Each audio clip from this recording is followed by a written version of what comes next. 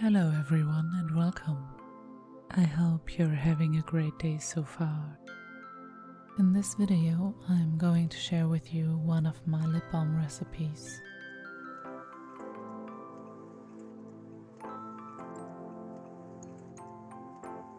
I start by taking my sanitized tools and disinfect them with isopropanol or ethyl alcohol. And when they are all clean and dry, I weigh in the ingredients. For this formula I take 0.5 gram of candelilla wax. It is very hard and brittle wax. I take it because it gives the lip balm a nice and smooth texture. I continue by taking 3.5 gram of castor oil and I simply pour it into the beaker. Castor oil is viscous, as you can see. In this case I use the castor oil by Naissance, which is cold pressed and organic. I like adding castor oil because it's hydrating and nourishing. Once I weighed in all the ingredients that I want to use, in this case only 2, I put them together.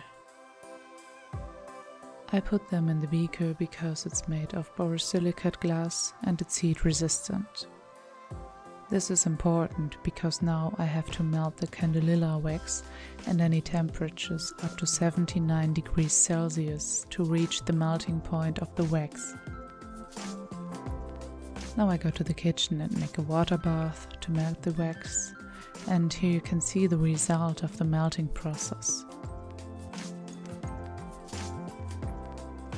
As soon as the mixture is cooled down, it is possible to add optional ingredients, which may be sensitive to heat. I try to estimate the temperature of the mixture by carefully placing the beaker in my hand.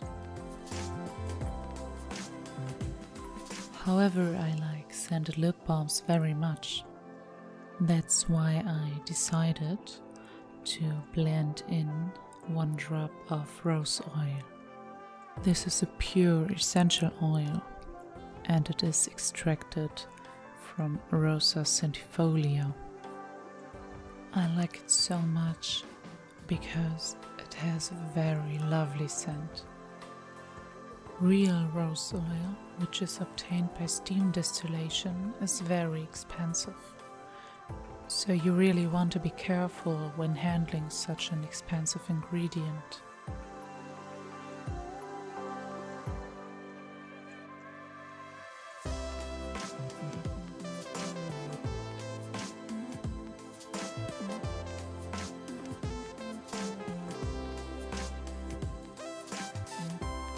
So when it's stirred in, I pour the mixture into the jar.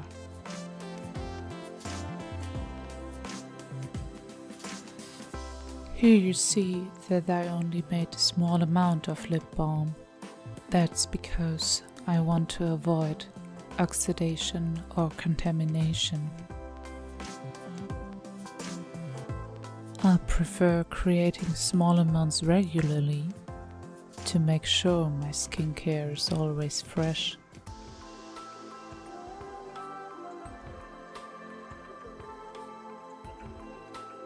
Since the candelilla wax is yellow, this mixture got a yellowish tone too. I do this lip balm without any color additives because I simply want a natural shine and the nourishing properties of a lip balm. So I keep this one as simple and as natural as possible. I hope that you enjoyed my first video and that you got something out of it. Let me know in the comment section below or by private message. I'm always open to new ideas. I hope that you will have an awesome day and that we'll see each other in my next video.